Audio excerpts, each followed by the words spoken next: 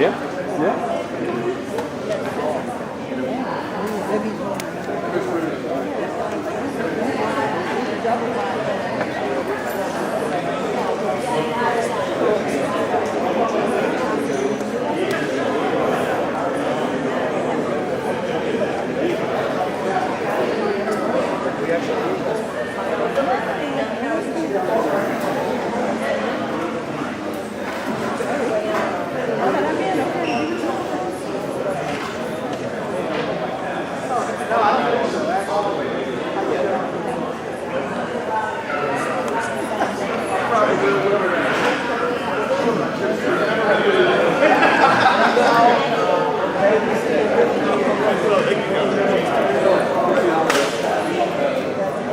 Good morning.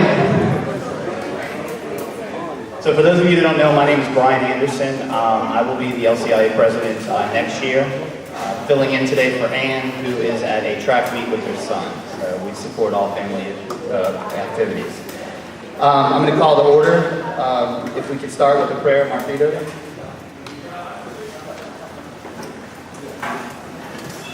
Heavenly Father, thank you for this glorious day.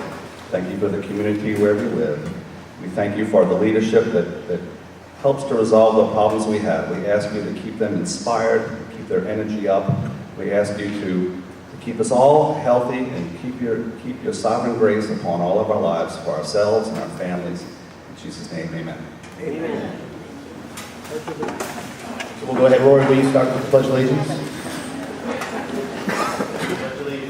To the flag of the United States of America, and to the republic for which it stands, one nation, under God, indivisible, with liberty and justice for all.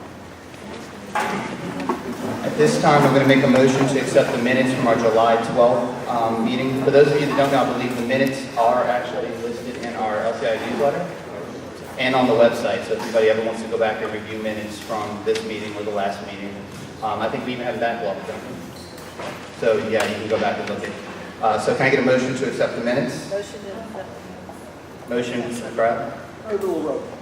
Second from Ralph. All in favor? Aye. So Ann usually starts off with her Ask the President, so we'll do a different form of that. We'll call it the Ask the President-elect. And what I'm going to talk to you today a little bit about is the coyote issue. For those of you who may not be aware, the coyotes are back. We believe the reason the coyotes are back is because they are now doing a lot more construction in City Park. The Kennedy School that was for a long time apparently a den for the coyotes is now being renovated or demolished and worked on. So the coyotes have now moved into Lakeview, Lake Vista, Lake Shore. There have been numerous sightings of them. Actually, as I can see from my office window, they have removed all of those FEMA trailers and cleaned it up. So coyotes had to leave. Okay, yeah, That's on that. the property now. So now we have a coyote issue in Lakeview, and we're trying to figure out where we're supposed to go with it. So we made some phone calls. Our first thought was Wildlife and Fisheries. We called Wildlife and Fisheries. They do not take care of coyote issues. They do apparently license trappers who can come and trap coyotes. So if you are looking to find someone privately to come and take a coyote out of your yard, much like they do with alligators, you can go on their site or call them and they will give you a list of private trappers that you would have to pay. The problem is coyotes don't stick around like alligators do, so by the time you see it, it's probably gone. So Wildlife and Fisheries is not responsible for coyotes. We then called SPCA, who is absolutely, definitely not responsible for coyotes, so please don't call SPCA.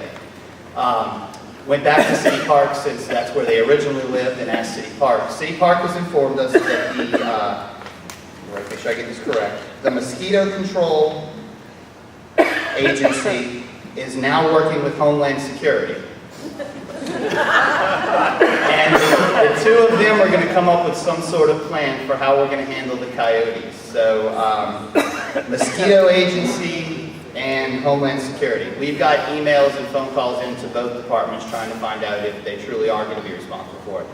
I can tell you though, and I've talked with the police, LCPD and all them, If you see a coyote of any kind on the street, in your yard, anywhere near it, obviously don't go anywhere near it. Call 911. Do not try to shoot it. Do not try to capture it. Call 911. Coyotes are a threat to people. They are a threat to children, small animals. So be aware when you're letting your dogs out in the morning and stuff of that nature that they are roaming. They're getting multiple phone calls about them, so we know it is. We don't know if it's 1, 2. Apparently the term wily coyote makes sense because they can't catch them in regular traps and they can't put out specialized traps because then they might catch things they don't want to catch. So, sorry. Besides the coyotes, I've captured a possum Possums? and So we can, a raccoon. okay, so raccoons and possums we'll put in the same category as coyotes for right now. The SPCA wanting to take. No. Wildlife and Fisheries, SPCA, The Wallenses. are not responsible for nuisance animals. So that's basically the story on the coyotes. We will keep you guys updated on it. Again, if you see a coyote, even if you see a large dog that maybe doesn't look right to you, just call 911. Okay, so next on the agenda, we're going to do the recognition and comments by attending public officials. Senator Ed Murray, I saw you walk in. You ready?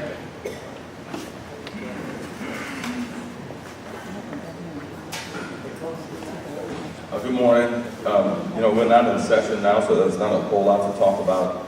But I will tell you this, when we talked a little bit about City Park just now, we were finally able to get the RFP released to actually begin construction of the new golf course.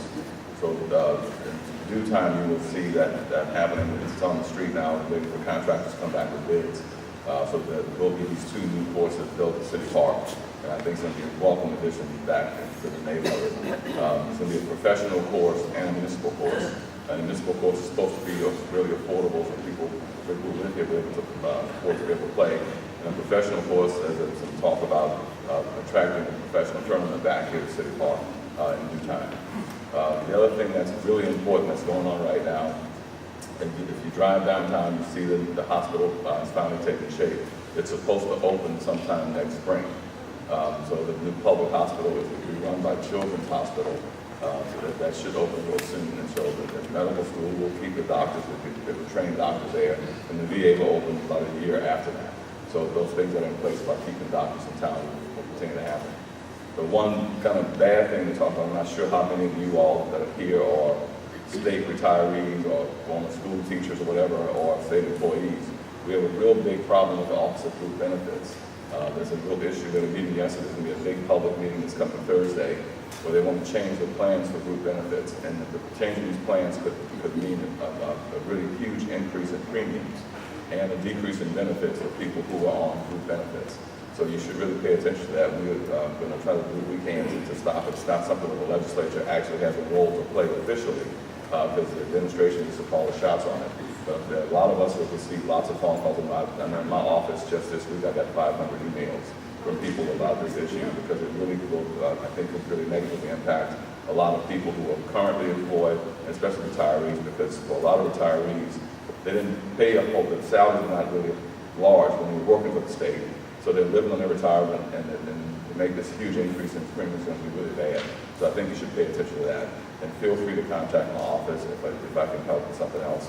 I'm normally stay till the end of the meeting. I have to leave because there's a friend of mine who passed away. There's a funeral. But I'll hang around for a little bit and somebody will talk on the side. Thank you all.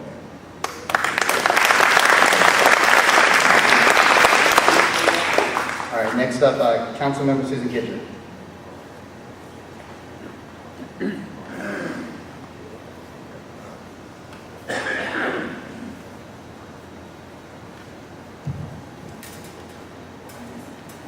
Good morning, everybody. Can you hear me? Yes. Yes? Good to see you all as usual, and it's a very nice morning, is it not? Yes. You can almost believe summer is on its way out the door. So, and it's been a great week at City Park. I don't know if any of you got to enjoy, there was the WYES benefit, which was a Beatles tribute at City Park in the stadium. On the same night as 50 years ago, the Beatles were actually there. That was too much fun for words. It truly was. I mean, we were all back in our, grammar to high school days there. Everybody's twisting and shouting. It was a lot of fun. And then last night was Friends of City Park, the Martini Madness. And if you all got to the point where you felt like that had gotten too crowded when it was at the Botanical Gardens, it's now at the Arbor Room at Pop's Fountain, and they have it all inside and out, and it's very spacious, lots of wonderful, wonderful martinis and wonderful food. So I highly recommend it because I know I had gotten to the point that I felt that it was too crowded at Botanical Gardens, and now it's really delightful again. So just to let you know. I've just returned from a conference in Austin on stormwater management, and this issue has become very important for our city. Since Katrina, we've begun to learn that we don't deal with water runoff correctly, and because we are, we are a narrow strip of land between a big river and a big lake, and we've always flooded all through the hundreds of years. We always want to get rid of the water very quickly, and we're afraid of mosquitoes too, which really, mosquitoes, it takes them 9 days to get to be an adult mosquito, so we have time on that. But what we're learning is by rushing the water away from our property, what we're doing is making our ground subside faster. So we are subsiding faster than anywhere in the country. And so we need to learn this lesson very quickly, is that what we need to do is let the water be on our property. When the rain comes, have rain gardens, have rain barrels that you can use to water your gardens. Let the water stay on your property for a period of time, and then either soak into the soil or run off after a period of time. And there are lots of ways to do that. And as a matter of fact, in the new CZO, you're going to be required to do that on your property. If you buy a property that is 5,000 square feet or larger, then you're going to have requirements for stormwater runoff management. And they're going to have a whole list, and the City Planning Commission will help you with that. But it's something I just want to put into everyone's heads. In the old days, how we used to do the 2 little strips for a driveway, and the grass was in the middle and on the sides?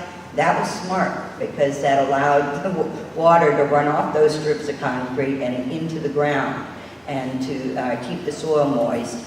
Now we just cover everything with concrete, and there's nowhere for that water to run off. So I just would like everyone to do some thinking about that. Google it, look at the draft CZO online at the city's website, and you'll start to get a feel. Rain gardens are really quite pretty, and the idea is instead of building your garden up, build it down a little. And it's pretty simple to do. And then put plants in there and grasses that enjoy that wet environment. And so, just a thought. Keep thinking about it, because we really need to learn fast. So we will, with regard to the CZO, we will have a council meeting. It's called a committee of the whole, but it's all of us, on September 30th at the council chambers to discuss the CZO with the public. Now, the CPC, City Planning Commission, has been having public meetings, so now the council is going to have a public meeting before we vote on the final draft.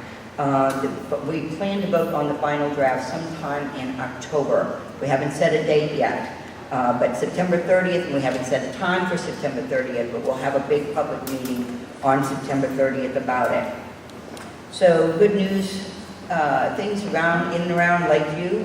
Was really thrilled to join a lot of LCIA members and members of the community and the Brown family for the opening of Gurn & Brown. And I hope you guys have gotten by there. It's just beautiful. I know it's been a long time coming, but Gurn & Brown is now open and operating. I also was privileged to join with LCIA members, and Nancy Lytle particularly has been in charge of this for the Katrina Memorial on the 9th anniversary. It was wonderful to see our first responders out there and our police recruits. And, we did a lot of talking and thinking about how far we've come. Fix My Streets. We had a good crowd here for that. A very big crowd here for that. And I was glad that council members Head, Williams, and Brissett were able to join us, along with Deputy Mayor Grant and some of the other city officials, Mark Jernigan from the Department of Public Works. Ann LeBlanc is keeping me engaged on that, and I know that another meeting is being planned. And I just want you to know we are keeping that as a top priority. I just this week met with the mayor on District A's budget priorities, and of course Fix My Streets and the whole movement and the whole problem was a big part of our conversation.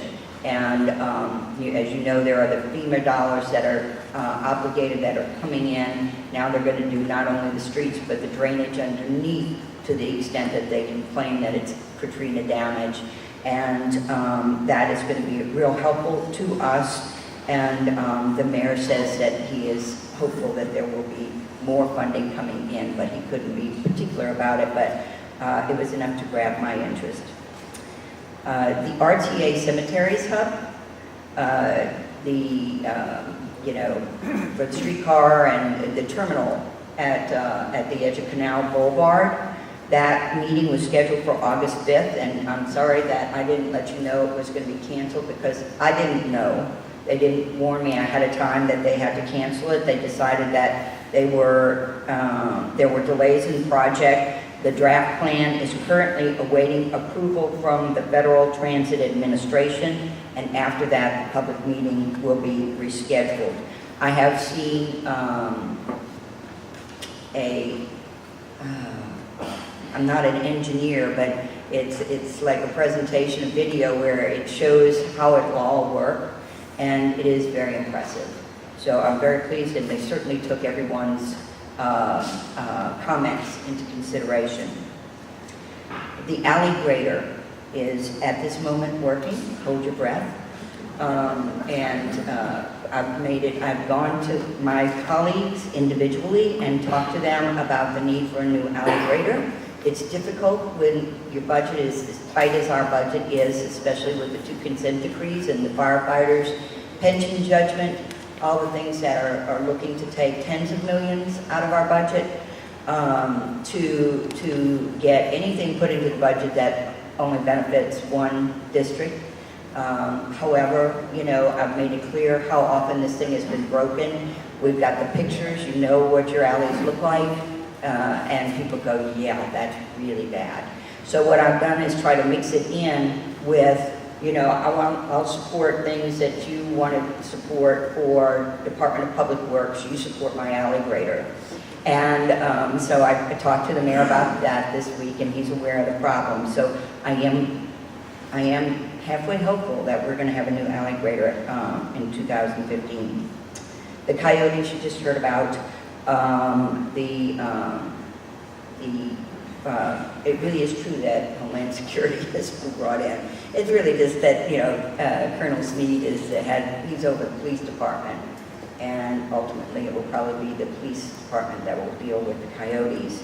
But they believe that it will be best done in late October or November.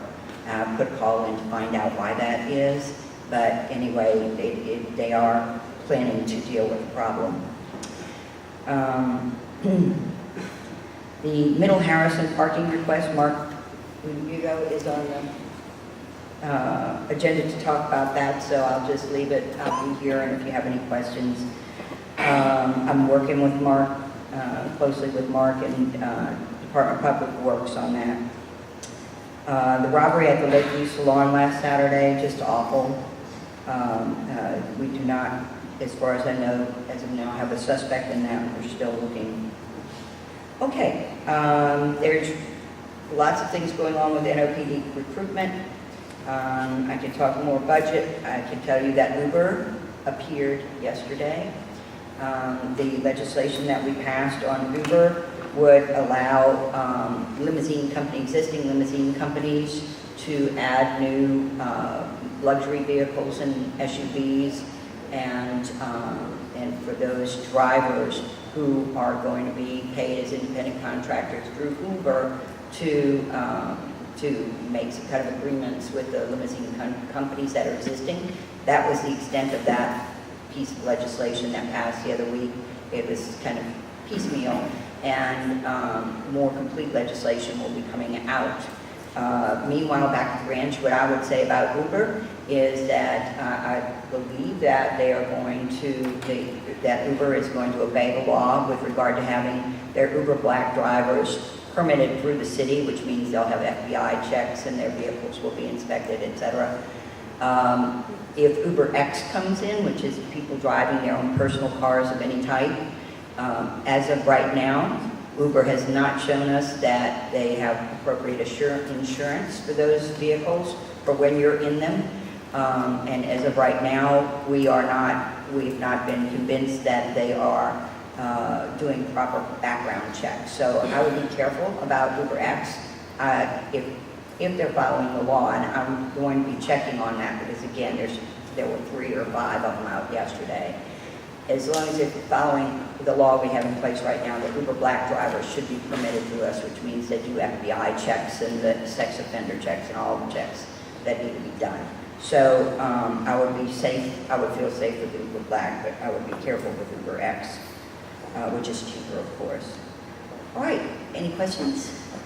Yeah. Yes, sir. Okay, we've been waiting quite a few years for the launch of the boat launch.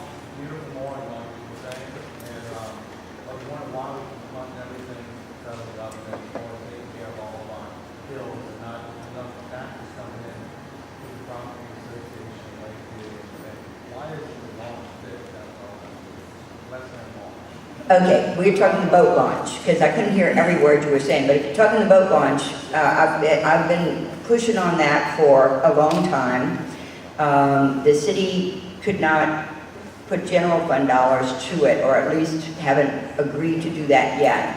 And the FEMA denied our claim for that we said Katrina damage had happened to that boat launch. And they said, no, the boat launch was damaged before Katrina. So they denied the Katrina claim. There wasn't anything we could do about that. We pushed it and pushed it.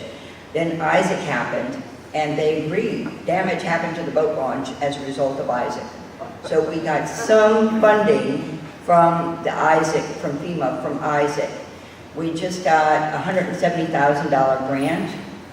This is the Municipal Yacht Harbor Management Corporation, which is the entity that takes care of all the West End land on behalf of the city.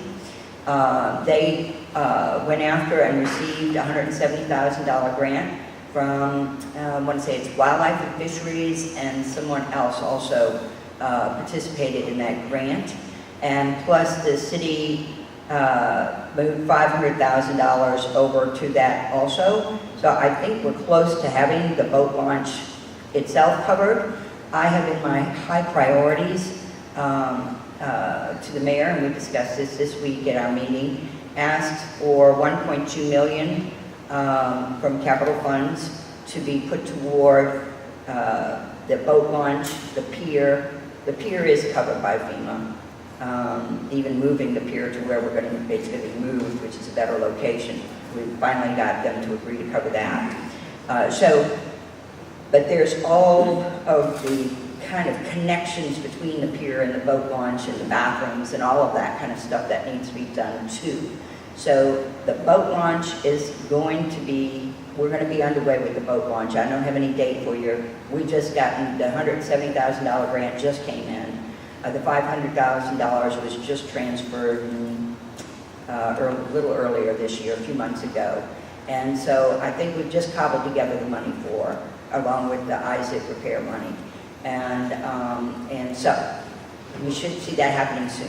One other thing is that if you look at the Pro Wallet Act that we passed over 20 years ago, everyone that applies fish license and hunting license, then you might be able to get the grant on that. The Bro Wallace, Bro. right, Bro Wallace.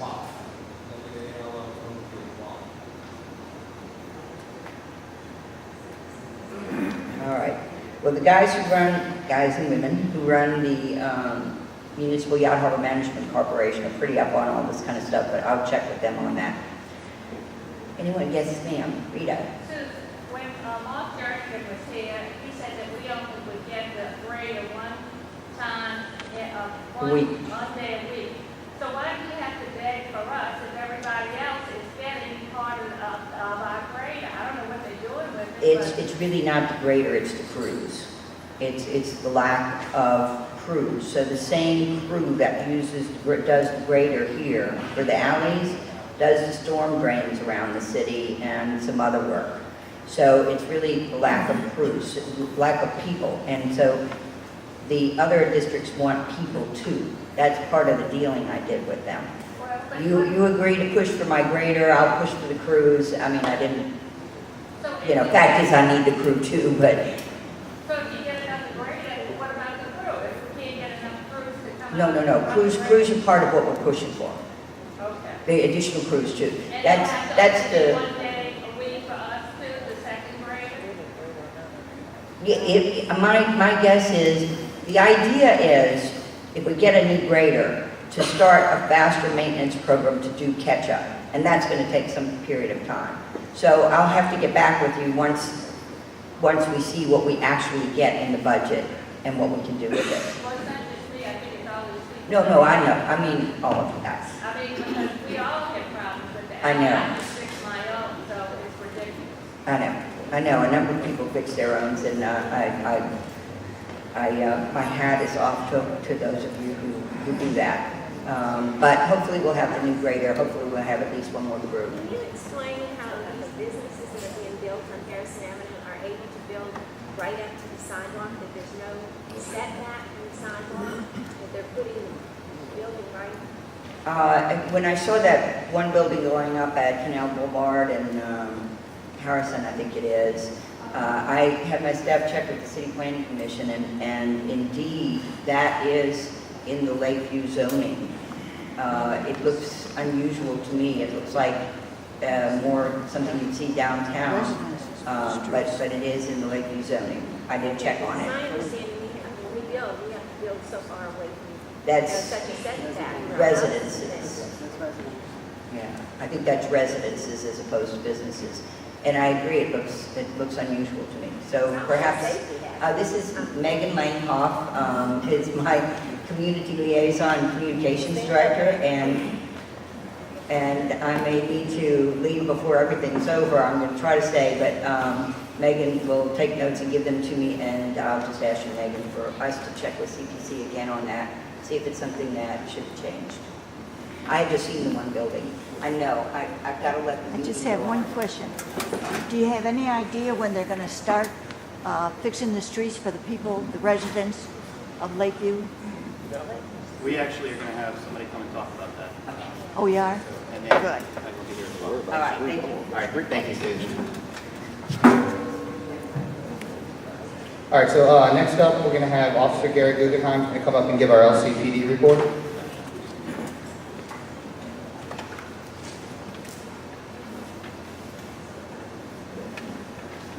Hello, everyone. For those who don't know me, I'm Gary Guggenheim. I'm a member of the police department. I've been a member of the police department since 1981. This is a new for me to handle Lakeview because normally Sergeant Renee Benjamin does it. But a quick breakdown of what's been going on.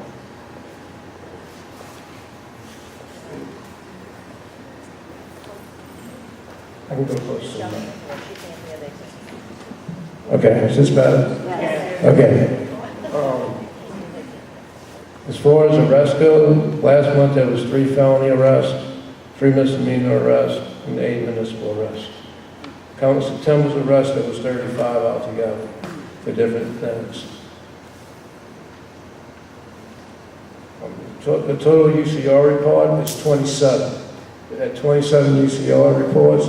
Most of them are minor thefts. The major event was, I believe, an armed robbery on Polk Street. We do have a subject of interest on that. We just have to link it. That's all we have to do with that. There will be a Lakeview crime walk scheduled for Wednesday, September the 24th. It begins at 6 p.m. and the starting point is in the 200 block of Polk Street. Do you have any concerns or questions for me? Yes, sir. With these statistics, have you seen any trends up or down? No, sir, these mainly crimes of opportunity. They see a weed eater or something sitting out, they'll snatch it, throw it in the car, and just drive on. Is there anything else? I also have some hot sheets right here on the table. If anyone that uses those still, you can send them to myself or Officer Patrick Smith. The hot sheets are for quality of life stuff. Also, if there's any narcotics activity in the area, put it on there, fax them to us. You can email to us, scan them in your computer. All our email addresses are on that. Okay? Anything else? If I can help you with anything, don't hesitate to call 658-6030. Leave a message for me and I'll get back with you. Thank you. Thank you. So I think the important thing to look at with the LCPD is that there are still crimes in Lakeview. We're lucky because we're not getting the same types of issues necessarily on a daily basis that they're having in other parts of the city. But there are crimes. A lot of the crimes are cars being broken into, and I say broken into, actually cars with their doors being unlocked, opened, and then stolen. But there are also armed robberies, so when you see stuff, please make sure you report it. 911 works. We're lucky to have the LCPD in the area, so we get quicker response, but you're still going to have to dial the 911 when you see something. And I'll tell you, I'll dial 911 when I see stuff that just looks kind of out of the ordinary. And every time I do it, the police show up, they're always very happy that I did. You know, they'd rather chase down something that's suspicious than let something go by, you know, so. All right, other than our sitting judges, do we have any other elected or public officials that are here that need to speak? We just did public announcements. All right, so then next up what I'm going to do is bring up Jeff Januzek, who's going to talk to us about the Fix My Streets Town Hall meeting.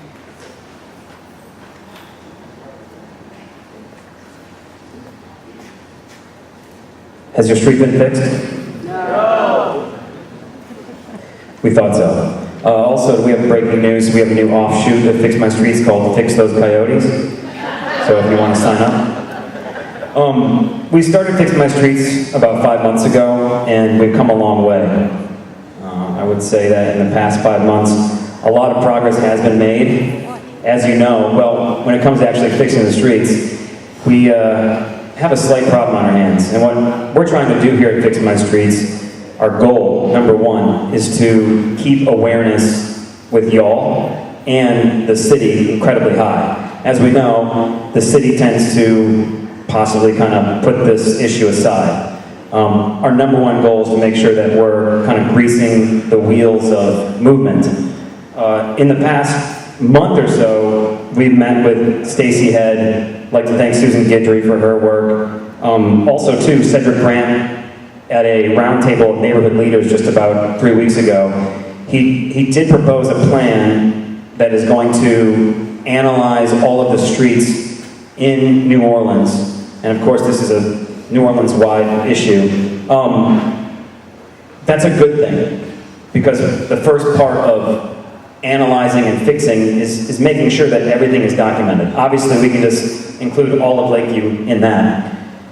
The important thing here is this, is progress is being made, shovels in the ground, we're waiting on that still.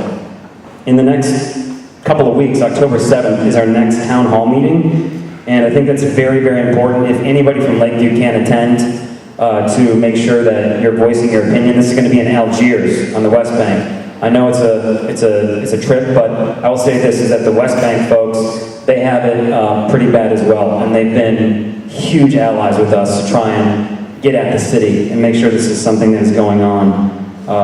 It's going to be October 7th at the West Bank YMCA. Of course, we'll have all this information posted at fixmystreetsnola.com and across all of our social media. Again, the important thing here is this, is Fix My Streets. We're just trying to make sure that everybody is talking about this street issue. In the past couple of weeks, we've had huge amounts of traffic to our website. It's really at an all-time high right now, which is a fantastic thing.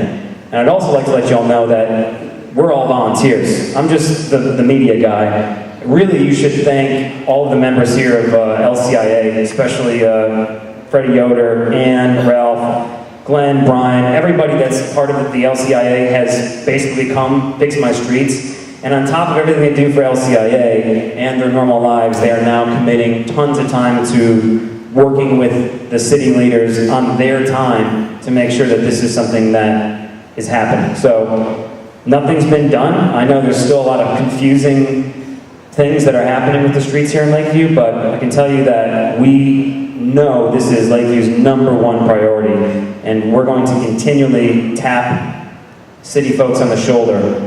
Susan, you weren't here. Thanks for your help. Appreciate you. But we're going to continually, with the people who are working with us, make sure that this issue is not going to go away. This is a front burner issue. So October 7th in Algiers at the West Bank YMCA, we need your support. If anybody wants yard signs, if they haven't gotten one, the Lupo office, I know they have some. The contact information, obviously, fixmystreetsnola.com. But we are working really hard for y'all. We're trying to get this thing done. This will happen. This is not going to be something that just goes away and disappears. So, any questions? Ma'am? What is the time? Is it night meeting or a day meeting? It's going to be, I'm sorry, at 7 or 6:30. 6:30 in the evening, October 7th. And again, fixmystreetsnola.com is the best way. Sir?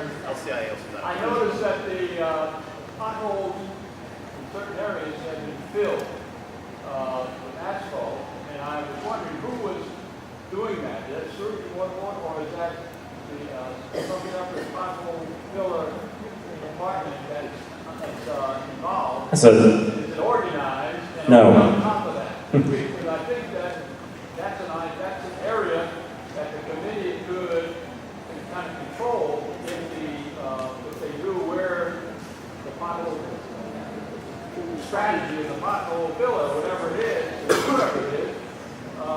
doing that, because it's arbitrary in my opinion. Got any answer for that? Susan, he's asking basically that what's the coordination? Who's actually filling potholes? Is it sewage and water board? Is it who's filling in potholes? Because some potholes have been filled here in Lakeview. Do you have any idea? Who's doing it? Is there a complaint about potholes? No complaint. We're just trying. There's some potholes that are being filled, and Asphalt and gravel being shoved in some of them. So, I do not know sewage and water board to be filling potholes unless they dug up the concrete or the asphalt, whatever it is, and did some work underneath. So if there are potholes being filled, I would think that it was Department of Public Works. I've simply not heard of anyone else ever filling potholes unless they made potholes. And here's the thing too, is we have been meeting with Cedric Grant. He's kind of now in charge, per the mayor, of coordinating the street fixing with sewage and water boards, so we're not, going back and fixing things over and over and over again. So the Fix My Streets campaign is working with Cedric and the city to try and make sure everything is coordinated, because that's been one of the major issues. Any other questions? Hey, thank you guys for your support. We appreciate it. And thank Lakeview Civic, please.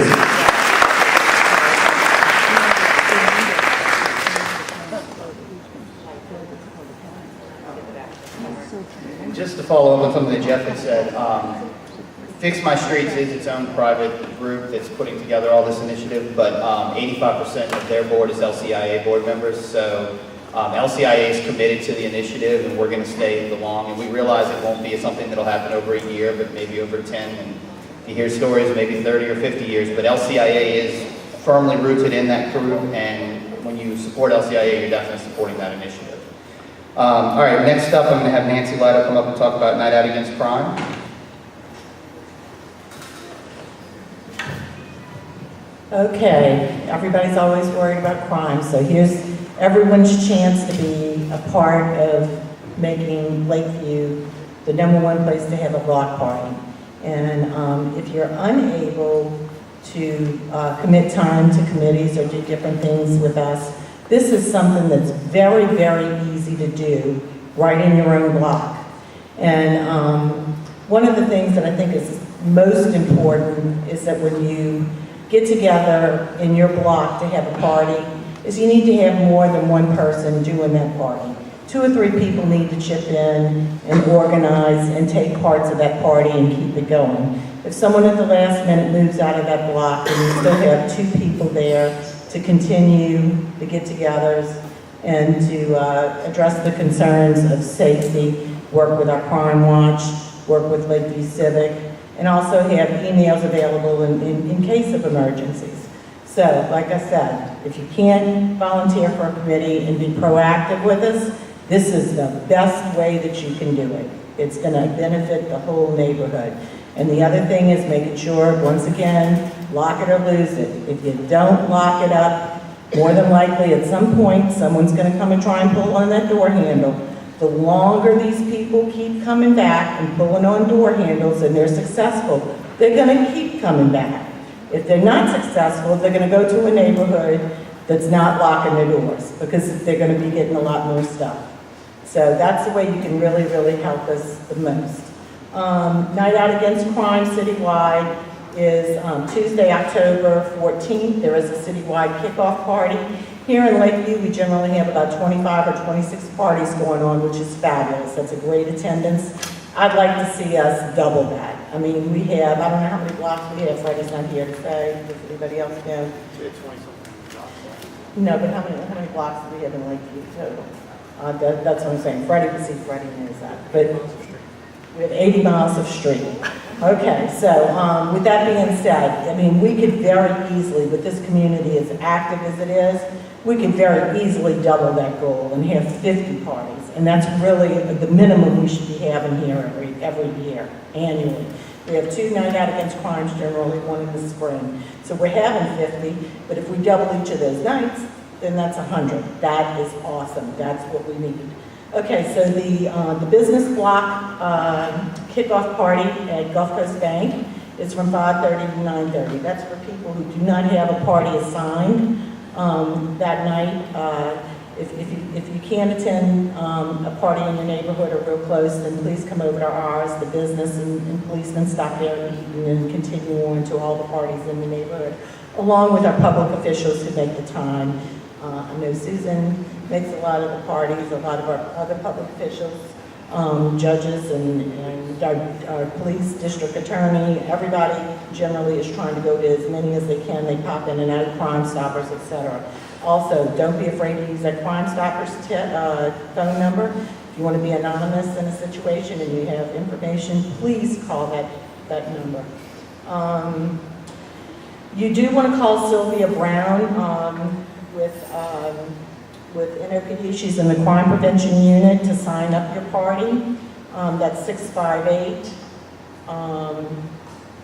658-5590, or you can also contact Lakeview Civic's safety at lakeviewcivic.org to get additional information or find out how to, get your information posted so that everybody knows where you are. There's an official list that comes out of all the parties for the police department so that they know that you are active and having a party, and they generally try to stop by. The things that you want to do is you want to have a sign-in list. That's very, very important. In order to know all the people on your block and be able to communicate with them, you want to have a sign-up list where they can put their name, their address, their phone number, and an email, and an emergency number. Very, very important. I started a 9-square block up by Polk Street many, many years ago. We had, because it was 9 square blocks, we had 4 or 5 people that were co-chairs, and now I think there's still 2 or 3 of those families that are doing it. I've moved, but they continue it, and it's a good thing. Let's see. I think that's it. Thank you very much, and we hope to see y'all Night Out Against Crime. Thank you, Nancy. Talk to your neighbors, organize these. The police do try to make it to all of them, so if you do have an informal, you still probably want to register it because the police will come by and talk to you. Susan makes it to a lot of these as well. It's a great time for you to get to talk to the police officers and also talk to your neighbors. Probably your best first defense against a crime is the person that lives next door to you. Oh, lights on. And everyone's, we would like for you to all put your lights on the night of the Night Out Against Crime. Okay, next up I'm going to have Mark Udo come and talk about the Friends of Lakeview Gala. Thank you. Well, Nancy gets to talk about one party, I get to talk about another. So apparently we're really good at throwing parties in Lakeview. What's coming up is the annual Friends of Lakeview patron party and garden gala. That's held at the homes of Alan Frank Petrie and Todd and Monica Wallace.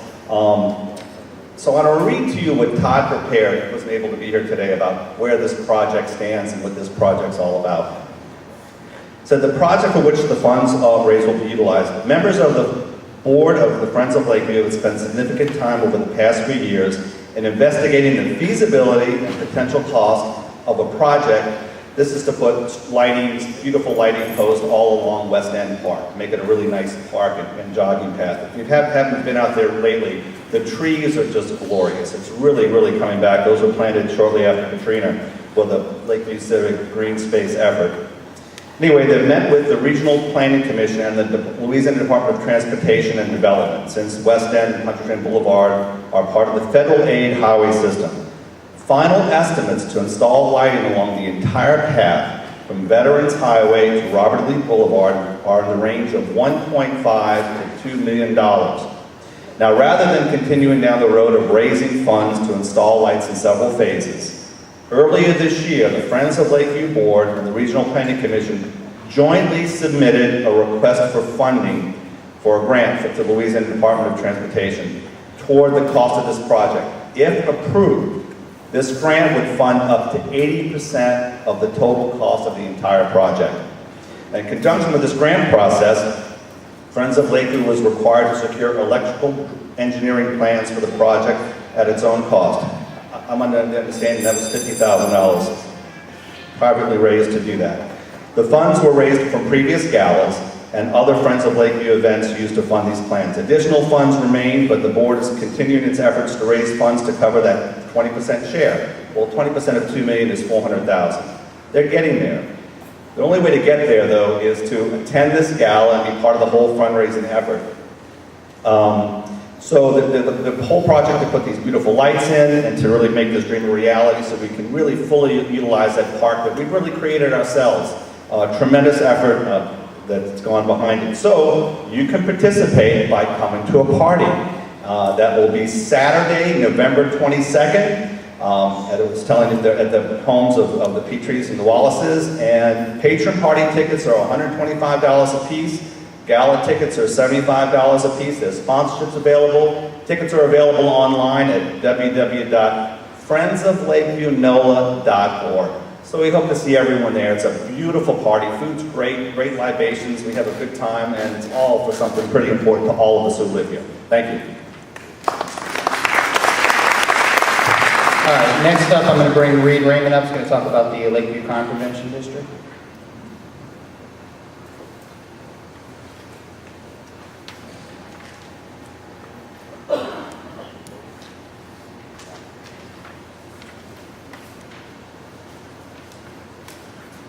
Good morning, my name is Reed Raymond, and I first want to piggyback on Nancy's talk on Night Out Against Crime, because I've signed up my block. Well, actually, my wife has signed up my block.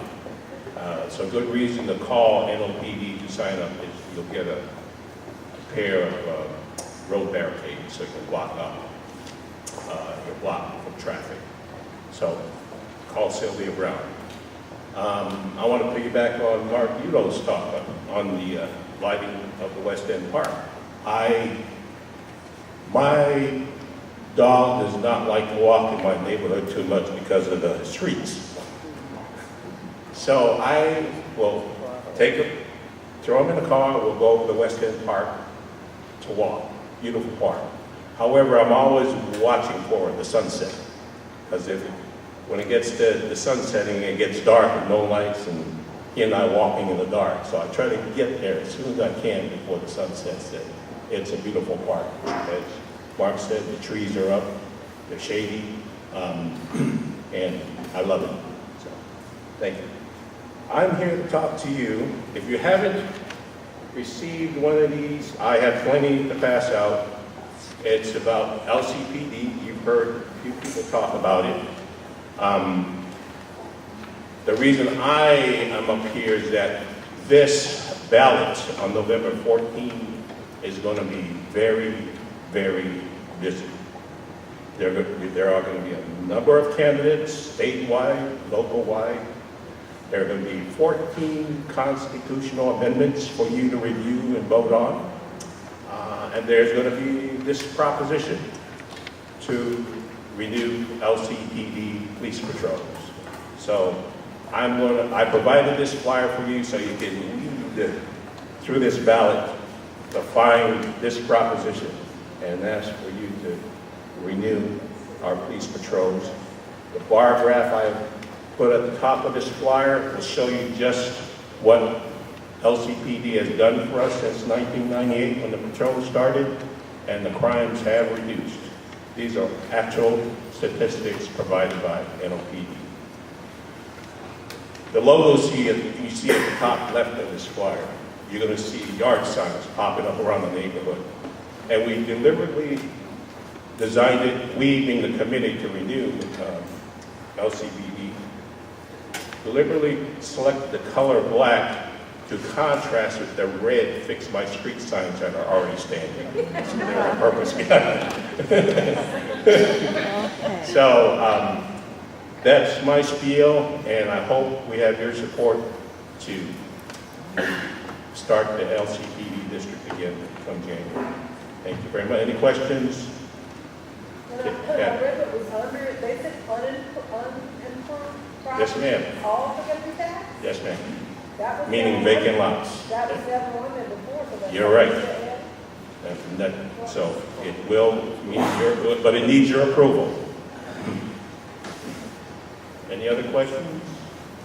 I should mention polling places. Oh, early voting, I say on here October 21 to 28, excluding Sunday. So there's early voting too for those of you who vote. I have a list of polling places in my box on my table back there for early voting and for the general election day too. That's all I have. Thank you. Thank you, Ricky. Something to mention, if you didn't get one of these, I've got it in front of me. 1998, which would have been the first year that LCPD came in, there were 586 property crimes. There were 40 personal crimes. 586 property, 40 personal. We're towards the back end of this year. There have been 143 property crimes, which we mentioned a lot of them are cars. 9 person crimes. So you're talking about 620 crimes in 98. You're talking about a little bit under 150 this year. So, I mean, the statistics, you were talking about trends. Trends are down dramatically. So, and it is really pennies a day when you think about it for the support we get. I can tell you, between my in-laws and my daughter, we must set off the alarm accidentally once every 3 or 4 months, and the cops are there like that. All right, so next up we're going to go through the judges that are here today for, as Rita mentioned, the election is in November, so we're going to have some candidates here. If your name is not up on the board and you are here as either a sitting judge or a candidate, please come see me while we do this. And then what we're going to do is, since we've got so many people here to speak, in order to respect everyone's time, I'm going to give 2 minutes to each person. We're going to start with criminal district court. We just randomly picked them. We'll start with criminal district, then we'll move to civil, then family, then juvenile. We'll go ahead and I'll call you up. You'll have 2 minutes to speak, and then we'll ask the next candidate to come up. So what we'll do is we'll start with criminal district court, section A, Judge Lori White.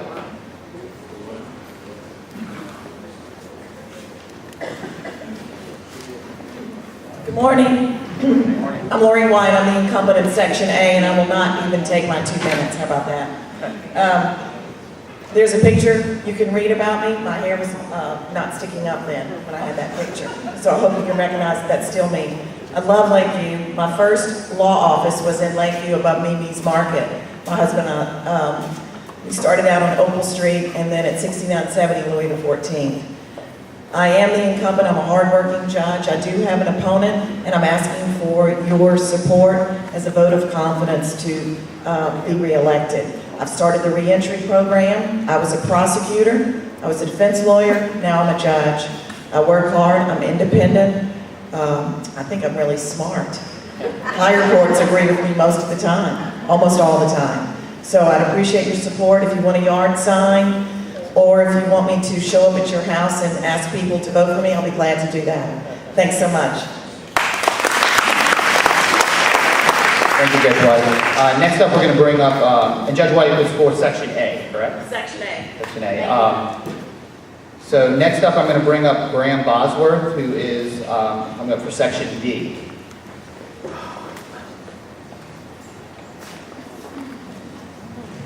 Morning, everybody. I always like coming to the neighborhood organizations. I'm actually the chair of the Mid-City Neighborhood Organization, and I always like to see how other organizations work and how they do business. I am running for Criminal District Court Section D. I grew up here in New Orleans. I actually am a graduate of Ben Franklin High School, and I came back to New Orleans in order to raise my family and started working at the District Attorney's Office. I was there for 5 years, where I handled mainly appellate work. I handled arguments in the Fourth Circuit. I handled arguments in the Louisiana Supreme Court. I handled arguments in cases through the federal system, Louisiana Fifth Circuit Court of Appeal, all the way up to the United States Supreme Court. In my private practice, I have been a member of Louisiana Sentencing Commission. I'm on the board. Excuse me. I'm on the Bar Association's Criminal Justice Committee. I'm actually, or was the co-chair of their Incarceration Reduction and Reform Committee. I have dedicated my criminal practice and my professional career to New Orleans' criminal justice system. And I'm running for judge now because our criminal court system has real problems. That's not to say that there aren't good people there. There are good people there. The infrastructure and the technology of the courthouse is incredibly outdated, and the functions of the court are not serving the citizens of New Orleans.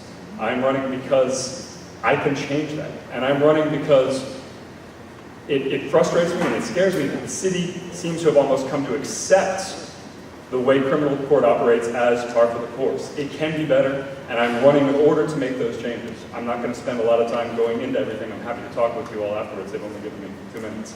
But I'm hoping that I can count on your support to actually bring new ideas and bring new changes to criminal district court. I'm running against an incumbent who's been on the bench for 40 years. And I think it's time for new ideas, it's time for a new way of doing things, and it's time to change the expectations you all have of how our court system can operate and how it can serve the city of New Orleans. So thank you very much.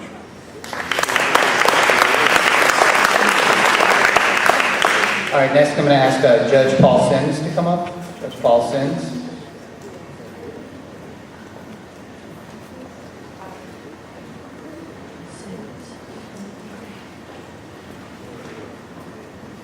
Appreciate the opportunity to appear before my Lakeview Association. I'm Paul Sims. I've been living in Lakeview since 1970. I'm presently a judge on the municipal court bench where I've presided over 200,000 cases in my 18-year career. I think I have done some distinguished service while I've been on the bench. I've done some programs that have saved the city millions of dollars a year, particularly an alternative sentencing program. We were housing $7 million. Prison housing costs were $7 million when I took over as the chief judge. Then now below $3 million for municipal detainees. I started a program relative to probation and diversion, which has helped 5,000 children in the last 2 years go through the system without a arrest record. I'm proud of what I have done the last 18 years, and I'd like to serve you now as a criminal court judge. Thank you very much for your attention. Judge, which section? Section G. And that's a perfect segue, because next up I've got Byron Williams, who is also running for Section G. Byron Williams. Good morning, everyone. I'm so excited to be here so that you guys can put a face with a name. My name is Byron C. Williams, and I am running in an open seat, Section G, Criminal District Court. I live nearby in Fillmore, Pratt Drive. My wife of 41 years is here. We're very much engaged in the community as my 4 kids attend Ben Franklin, McMain. From there, they had the opportunity to go to a number of schools across this country that demonstrate the type of judge that I will be. Particularly, I work with individuals at the Lakeview Playground. I want you to know about my background, that I'm from New Orleans, born and raised here, St. Aug High School, graduated from University of Montana, Tulane Law School. I was a federal law clerk. Then I was an assistant United States attorney where I prosecuted all types of violent crimes and criminal prosecution. I worked in the federal system for over 17 years. Following that, I was an executive assistant district attorney. After that, I was a pro tem judge. I served as a judge in criminal district court. Following that, I became special counsel to the Judiciary Commission of the Supreme Court, which essentially means that I investigated and prosecuted judges for judicial misconduct. So I know what a good judge should do. I know what a bad judge sometimes get caught up in doing. I firmly believe that criminal district court judges should be fair. They should be more efficient. Section G is probably one of the sections that are the least efficient. I do have a plan as to how we can make the court a lot more efficient, how we can engage the community, and more particularly, since I had the opportunity to work in this community, I know what I can do to help prevent some of the individuals that are getting caught up in the system. I would like to have you consider, I have some push cards here with additional information if you can review it. Again, my name is Byron C. Williams. I am number 79 on the ballot. I ask for your support, and I humbly ask for your vote on November 4th. Your time and attention is greatly appreciated. Thank you very much. All right, so that rounds out our criminal district court candidates. Next up, we're going to do civil district court. So I'll ask Judge Lloyd Medley to come up, please. Judge Lloyd Medley from Division D.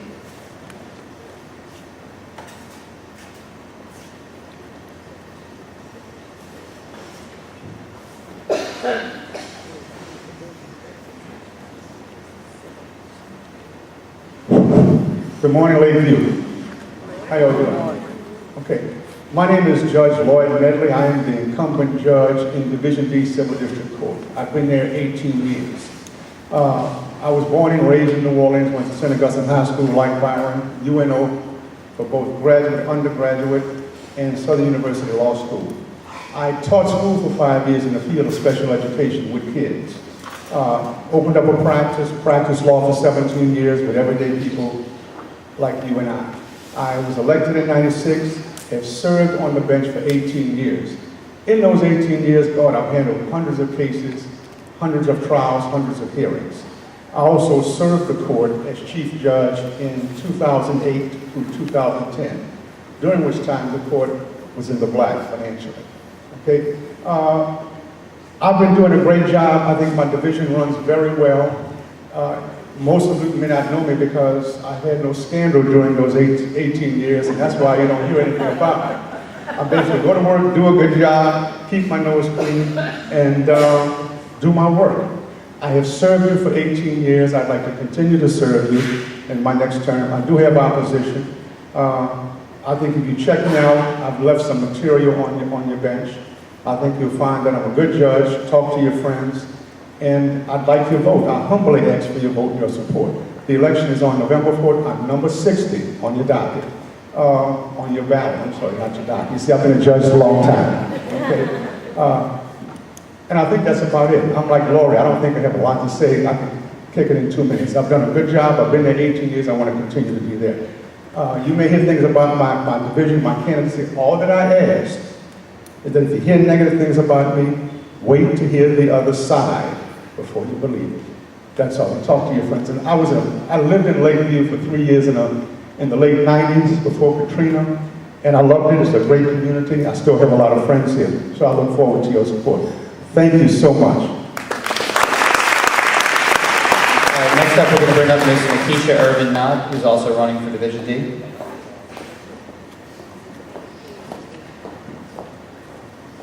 Good morning. It's an honor to be here before you. I am a St. Pius mom.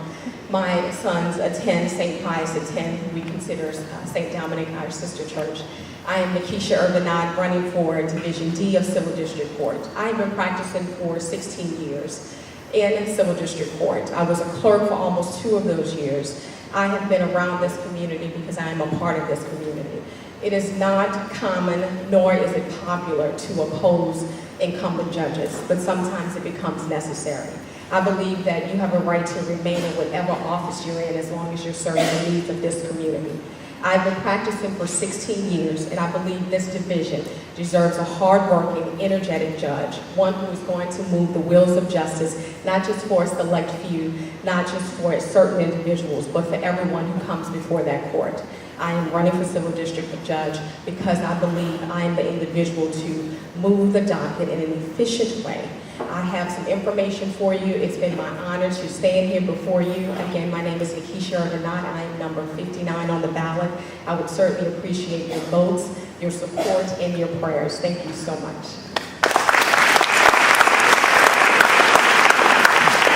All right, next up for Division F, Judge Chris Bruno.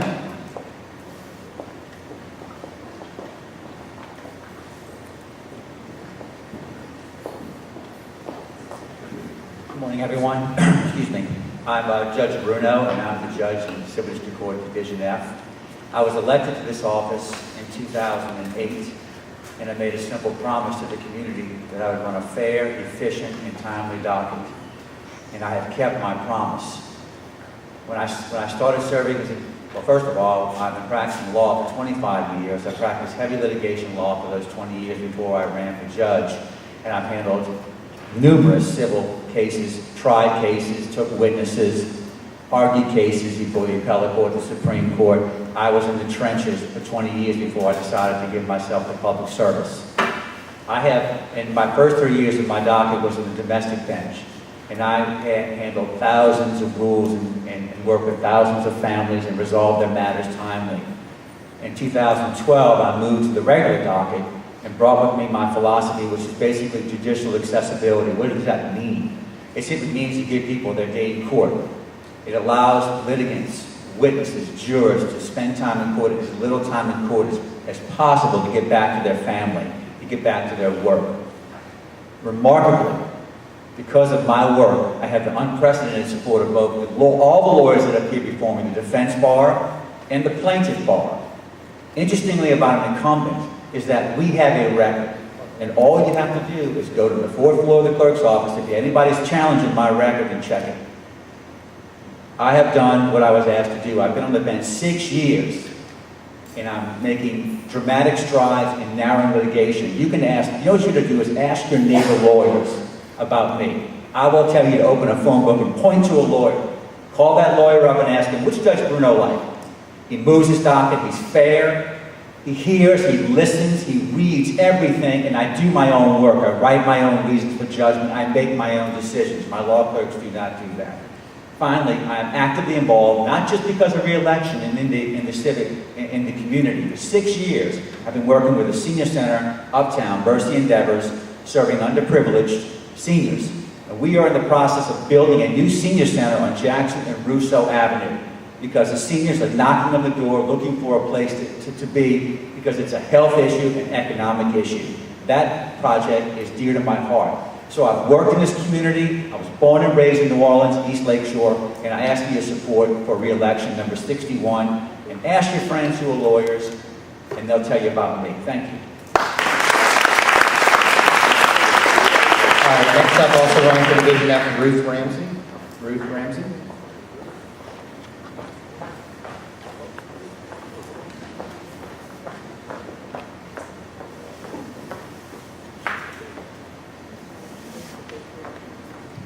Good morning. Thank you all for allowing me the opportunity to speak to you this morning. My name is Ruth Ramsey. I'm a candidate for Civil District Court Division F.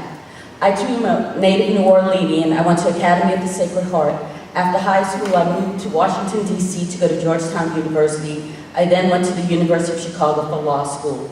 I've been an attorney for 20 years. My practice has been in all civil areas. I've worked at a major law firm where I did civil litigation. I then went on to a federal agency where I advised in civil areas. I moved back to New Orleans in 2001. When I moved back to New Orleans, I worked for the federal court, the U.S. Fifth Circuit Court of Appeals, as an in-house mediator. I then went in-house at a local bank where I served as general counsel for the past 6 years. I'm in this race against an incumbent because I believe that I bring the legal skills and ability to the job, but I think it's also important that we have a judge who has the judicial temperament, who is fair and impartial to all attorneys and litigants who come into her courtroom. Also someone who is tied to judicial efficiency, who wants to manage the docket effectively. However, that doesn't mean not allowing an attorney to present his or her case in full. That's denying litigants their full access to justice. And that's why I'm in a race against an incumbent. My name is Ruth Ramsey, I'm number 62, and I'd appreciate your votes and support. Thank you. Next up, Janet Ahern.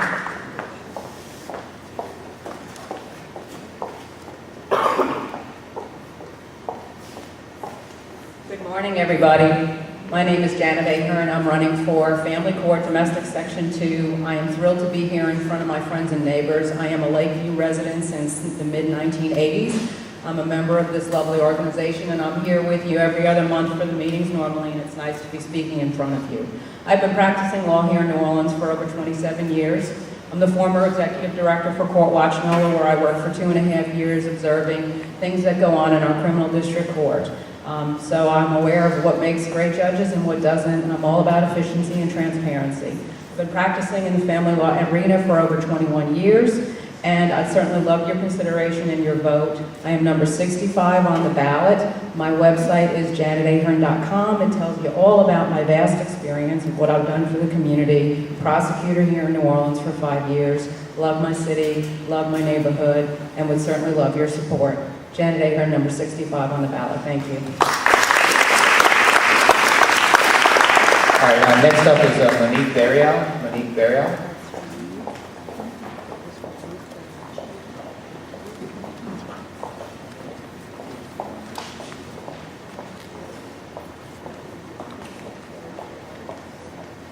Good morning, ladies and gentlemen. Thank you for allowing me to speak with you this morning. My name is Monique Burial, and I am a candidate for Judge Domestic Section 2, Family Court here in New Orleans. I'm born and raised here in New Orleans, just like so many of the other candidates. Went to Dominican for high school, Xavier for undergrad, Southern for law school, and I got a Master's of Laws in estate planning from the University of Miami. That, among other of my work experiences, helps to equip me best to be the judge of the domestic section. I am equipped not only to handle the most complicated community property settlement issues, but I am the only candidate who has worked on this docket for 3 years with Judge Bruno, and I am ready to hit the ground running. There is no learning curve for me. I already know the job. I'm prepared to do it. I've also worked as a law clerk to Judge Roland Belsom, who now sits on the Fourth Circuit Court of Appeal. I've worked with the federal government, with the U.S. Small Business Administration. I've also had a solo practice where I did do a lot of family law as well as estate planning. So I ask for your support. I humbly ask for your prayers as well. And I am number 66 on the docket. I would love your support. Remember, early voting starts October 21st through 28th, and Election Day is November 4th. Thank you. All right, last up for juvenile court is Nikki Roberts.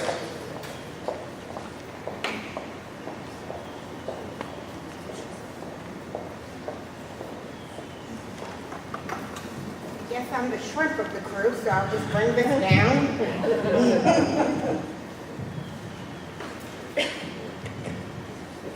Thanks. Good morning, ladies and gentlemen. My name is Nikki Roberts. I'm running for Juvenile Court Judge Section E. I've been a prosecutor for the last 12 years. Most recently, I've been chief of the Juvenile Division in Leon Canavero's office. What that means as chief of the Juvenile Division is I supervise all 6 sections of Juvenile Court. 4 sections of Juvenile Court handles delinquencies, which means kids who are picked up for committing crimes. The other 2 sections of Juvenile Court deal with kids who are abused or neglected in their homes and have to be considered for removal from their homes because of their abuse and neglect. So I am the chief of that division, and I supervise all 6 lawyers who go into those sections of court. I also supervise the investigators who are New Orleans police officers assigned to juvenile court by the chief of police. So I'm responsible for the clerical staff, the lawyers, and the New Orleans police officers. I I was also a prosecutor for 6 years in that division, which meant that I myself also went into those sections of court and prosecuted juveniles. There's no one else in this race who has had as much experience in juvenile court as I have. I've been through all divisions of juvenile court. I've handled all cases involving juveniles. I've also been a prosecutor at Tulane and Broad. I have a vast amount of experience dealing with juveniles. Juvenile court is not a court that you can just walk into and not understand juvenile court. It is a unique court. You need to understand the procedures. You need to understand what you are doing. You need to be able to hit the ground running. I'm the only candidate in this race who can do that. So I'm asking you to vote Nikki Roberts, number 89.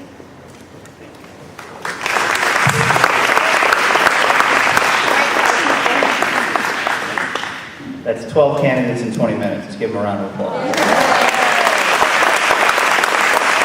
All right, before we get into our final committee reports, we are going to get you guys out of here soon, very soon. Rite Aid, with flu season being just around the corner, Rite Aid is offering flu shot delivery to homebound patients within the community this Friday, September 26th. So if there's someone who needs a flu shot who cannot get to Rite Aid, anyone can go to Rite Aid right after this meeting and get their flu shot. But if there's anyone that's homebound, you can go in the back, and Lizette is here with Rite Aid, and she can get you the paperwork for the homebound flu shots, where they will come to you and give you the shot. Next up, I'm going to have Mark Ludo come up and talk about the Middle Harrison Parking Committee.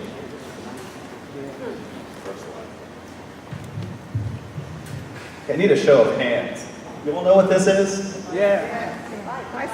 For the ones that don't know, does this help? Yeah. All right, this is called the bicycle hitching post, and we actually have 21 of them as part of the New Harrison Avenue Streetscape project. So, you know, we were noticing that people were locking up their bikes on people's balconies and walkways. So we put little stickers like this on those hitching posts so people know. We're starting to see them being used now, and it's a great asset to have. Of course, we know we have a parking shortage in Lakeview, and we're not endorsing, you know, people to give up their cars and go to bicycles entirely. But it is a challenge. Now, the major, you know, one of the unintended consequences of Harrison Avenue, Middle Harrison Avenue becoming commercial is there is a parking shortage. Now, I know that the zoning ordinances provide you have to have so many parking spaces per square feet, but you know, we all know that, especially with the restaurants when they're busy, and we've got a couple of very successful ones along Middle Harrison. I mean, they're doing a good job, so people are patronizing them. During meal periods is when it gets challenging for parking.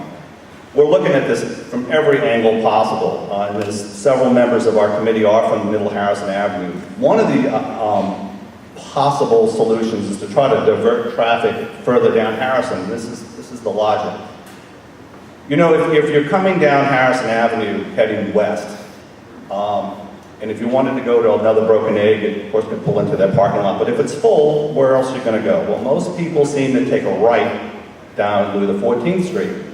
And the people there are, you know, they can't even park in front of their own house. They're resorting to putting, garbage cans in front. It's almost like, you know, when a parade's coming. So one of the ideas was, well, maybe making that street one way for one block coming from north heading south. So if you're driving down Harrison on the west direction, instead of being able to take a right and park in front of their house, you have to go further down Harrison to find a parking space there.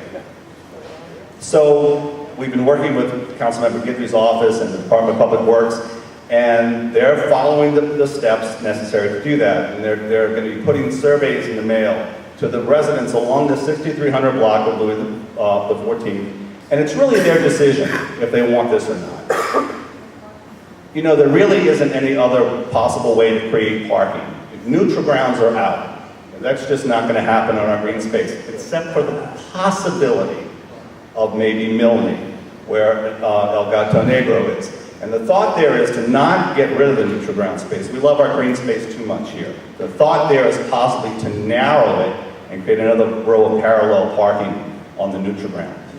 There really isn't any other way to create parking here. And we keep looking at that. We've looked at angled parking on Harrison Avenue. wasn't really too popular because of people worried about, when you back out into traffic. It's almost like when you go to Brocado's, you're really you're taking a shot when you run up a car running into it. It's dangerous. So we're really kind of limited in our options. We're just hoping that, that the residents there see that logic. So they don't have to continue to put garbage cans in front of their houses so they can inhibit other people from parking there. So that's one of the things we're working on. We've looked also at doing a residential parking district. More parking districts, the ones that are actually trying to get rid of that designation because they've been noticing they get too many tickets. So if they have people that are caregivers that stay beyond the 2-hour window that the district allows, that they're getting tickets. And you have to make sure that whoever is parking there longer than 2 hours has a residential sticker. And even if you have a 2-hour window, if you're coming to a restaurant, generally park in front of someone's house, you've got 2 hours to eat, you go, and then there's no consequence at all. So, we're open to any ideas possible. We've been looking at this. The only other thing is to try to create parking with real estate being used for parking lots. So any new businesses, we're encouraging them, of course, they've got to follow the zoning rules and put exactly the required parking spaces. If they want to buy additional lots to create additional parking, that's wonderful. I really wish we had better options, but it's challenging. So we're working at it. We hope that the one-way goes through. Yes, sure. You needed to think about that before you all forced through the Middle Harrison, supposedly residential commercial area. Now you're calling it a commercial area. Well, all I know is... You needed to think before you did that, and you need not to infringe upon our property rights by using ways to park. Right. Now, parking one way in front of Louisville, where they're going to park? They're going to park in somebody else's neighborhood. Now you're putting parking lots behind or on property that's there, and you're turning our neighborhood into a magazine street or another commercial area. You're not allowing us to have the property that we bought when we moved into that area that was green space. Well, and you all needed to think about that, and there's a handful of y'all who needed to think about that before you went and zoned it the way you did. Well, Lakeview Civic wasn't really behind pushing that to be commercial. All I know is this, after the storm, I was busy trying to coordinate volunteers to clean out yards and gut houses and help people get back in their homes. I really didn't spend much time doing that, like all of us were, trying to get back. That's true, because it was a handful of people that put it Right. through. But all I can say is this, that cow has left the barn. It is what it is now. So the only way is to try to somehow make it work. It's commercial, it's not changing back, that's just, I don't think in any way feasible. It's not commercial, it's residential commercial. It's two, and you all need to consider that. So LCIA did not, we were not the ones that initiated it was done by the zoning. It was done by zoning, and it was done through a city process just like any rezoning. In fact, there have been numerous rezonings that have happened through the years where neighbors have had chances to go up and speak and give there is a long process that goes before something is changed from residential to commercial or whatnot. Let me ask quickly, just if y'all would support us to require the business to live up to the existing zoning. Okay, so LCIA is very committed to both the businesses in that corridor and the residents of that corridor. For the last 2.5 years, we have met on a daily basis, if not weekly, with the committees. We've started numerous committees for this to help with the parking. We've met with Susan Gidgey's office numerous times. She's very committed to both the businesses and the residents. I can guarantee you it is at least 35 minutes of every board meeting that we have. We are very committed, just like with the Fix My Streets and all these other initiatives, we are there to try to make everyone happy. So this is just another committee that we've put together over the last few years. Last year we had a committee that sat down with Middle Harrison residents and we tried to restrict that zoning. So the Middle Harrison actually has new restrictive zoning that other parts of the neighborhoods do not have. So we are committed to working with both the businesses and the residents to make sure everyone is happy. Thank you. All right, so next up I'm going to have Ty Salvant come up with the Community Activities Committee.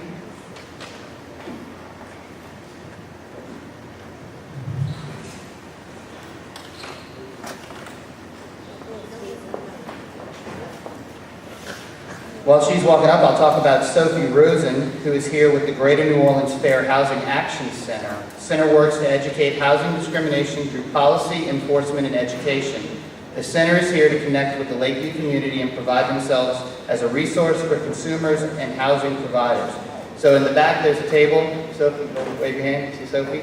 Sophie's here. She is the education director for the Fair Housing Action Center. So if you own rental property, or if you're a renter yourself, please go speak with her so she can kind of educate you on the different laws of what you can and can't do. Thanks. Hi, thank you. If you received your newsletter, you did see that we are doing monthly movie nights at Lakeview Presbyterian. It's the third Saturday of the month, so we have one tonight.